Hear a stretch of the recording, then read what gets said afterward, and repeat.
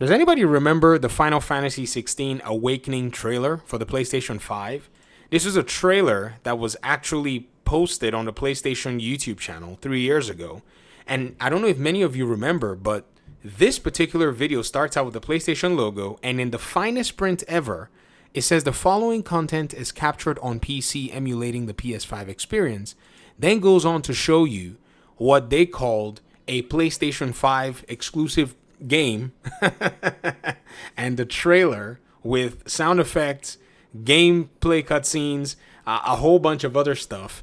And pretty much, in my opinion, what I think is something that has decimated many companies and most likely would probably have Square Enix regretting their decisions of making one of their bigger IPs a exclusive package for another publisher who is also somewhat an indirect competitor with you. But now we're hearing some other news, and I think this is basically something that I've kind of, in my opinion anyways, I thought that, would be something that we would see regardless, and that is the rumor that Final Fantasy XVI apparently has a game-ready driver profile in NVIDIA Game Ready and Studio Driver 5.60.81 which was released this morning. So already, this has a game-ready profile driver for Final Fantasy XVI, once human, just not in the official driver release notes. Now, this is a rumor. However, I've always argued that this particular game called Final Fantasy XVI had a PC version that had already existed for a long time. All the talk about, they're optimizing the PC version and blah, blah, blah. Ladies and gentlemen, you also have to remember that this game did not sell as well as many people keep claiming it to be. It sold 3 million copies. There's talk, according to what the business runners in the Square Enix space said, it met their expectations. However, Creative Business Unit 3, which is the development team that was actually tasked with this game, do you guys remember? They've actually been dissolved and absorbed into other development units within Square Enix. This is not me making this stuff up. This was very shocking to me.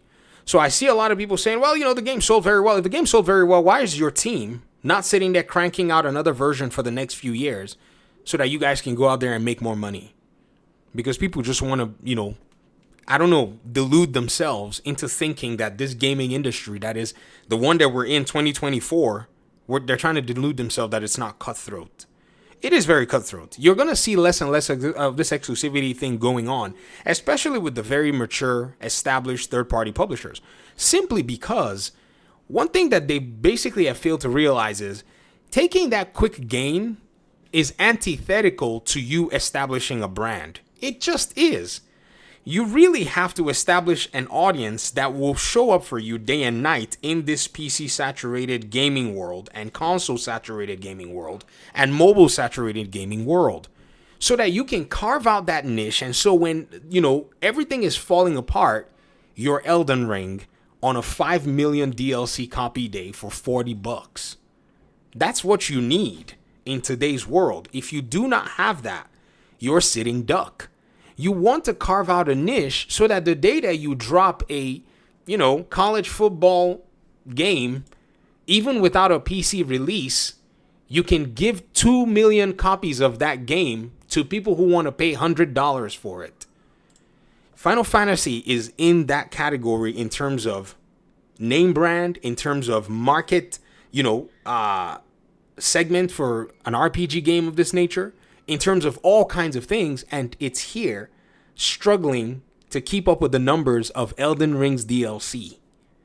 Basically Dark Souls with hype and a few more juices, and Final Fantasy 16, the 16th, entry into the game in terms of there are more games, but still. So to me, I think somebody is waking up and everyone is starting to see what's going on. I don't usually play Final Fantasy games. In my opinion, they've never really appealed to me, but I've heard a lot about this particular one.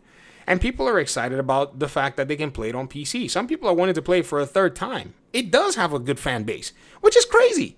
Look at this first comment from Andy, Lunique. He says, I'm likely going to get it on PC and do a third playthrough simply because of the mods that will make this extra stylish. This is fandom right here. Finally, a version that can get solid performance and actually good image quality. This person is looking like they're going to go ahead and play it. I definitely want to play it, but man was kind of hoping FF7 Rebirth will come to PC first. That may never come to PC. They may have locked it down. And Square Enix, I'm sure, are kicking themselves in the foot, or they may need to get their lawyers in there to allow for them to be able to possibly make a version that they can put on PC, because there's going to be money there. Money in the comment section. People saying take money. And Square Enix is going to sell itself short? Come on now. Let me hear your thoughts in the comment section. Thanks so much for watching the video. Appreciate you guys' time and audience.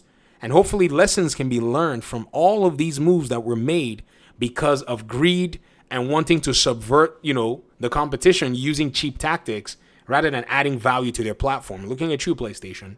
Peace out.